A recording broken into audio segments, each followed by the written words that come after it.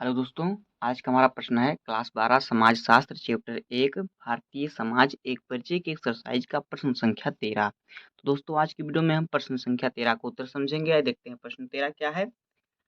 समाजशास्त्र तथा अन्य विषयों के बीच मुख्य अंतर स्पष्ट कीजिए। कह रहा है कि समाजशास्त्र जो विषय है और अन्य सभी विषयों के बीच में क्या करना है, अंतर स्पष्ट करना है। तो आइए इसको समझते हैं। इसका उत्तर देखिए, समाजशास्त्र एक ऐसा विषय है जिसमें कोई भी शून्य से प्रारंभ नहीं होता, क्योंकि हर किसी को समाज के बारे में जानकारी होती है। देखिए, कह रहा है कि जो समाजशास्त्र है वो ऐसा विषय है जिसमें किसी को भी उसमें प्रारंभ से शुरू से नहीं ज्ञान देना पड़ता। जब बच्चा पैदा होता है, समाज में रहता है, तो उसे कुछ ना कुछ समाज के बारे में जानकारी पहले से ही प्राप्त हो जाती है। तो ये कहने का मतलब है इसका।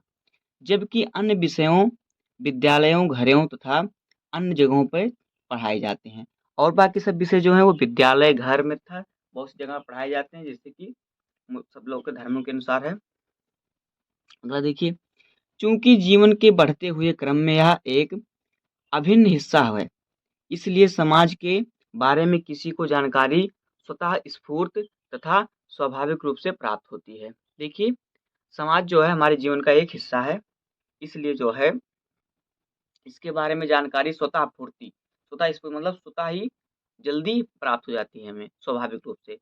इसका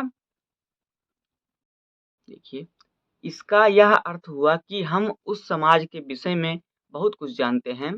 यद्यपि इस प्रकार की पूर्व जानकारी अथवा समाज के साथ प्रगाढ़ता प्रगाढ़ता का समाज शास्त्र में लाभ तथा हानि दोनों ही हैं। देखिए, इस प्रकार से जो समाज शास्त्र है, इसका अर्थ क्या हुआ कि हम इस समाज के विषय में बहुत कुछ जानते हैं।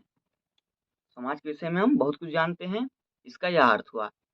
यद्यपि इस प्रकार की पूर्व जानकारी अथवा समाज के साथ प्रगाढ़ता यानी समाज के साथ जानकारी लेते समय जिस प्रकार समाज बढ़ता है, जानकारी प्राप्त होती जाती है, जिससे हमारी उम्र बढ़ती है। जिस प्रकार से हम समाज में घुसते हैं, समाज में रहते हैं, उसी प्रकार से हमें समाज के बारे में जानकारी मिलती रहती है। तो ये कह रहा है कि प्रगाढ़ता तथा समाजशास्त्र में लाभ तथा हानि दोनों ही हैं। देखिए, समाजशास्त्र की जानकारी है, उसमें हानि भी है और लाभ भी हैं।